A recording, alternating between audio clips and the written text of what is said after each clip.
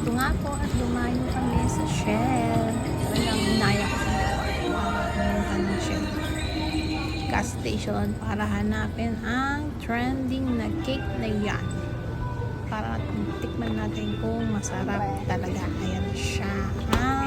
Ano yan? Moonchild cake.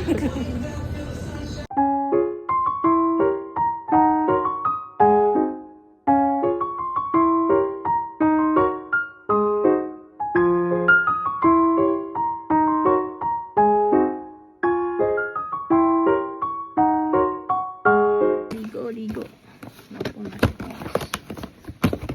Nagkakaroon na po ito kahapon. Kaya kailangan natin tikman. Mas nasira ata ako sabi ko eh. Ayun o, nasira ka. Pati moonlight cake. Iyak balala. Oh my God, what happened sa'yo? Hindi pala, Moonchild.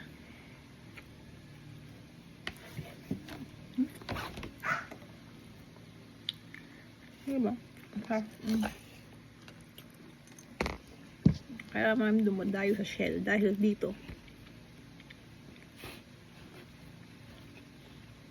Ang sarap. Sarap.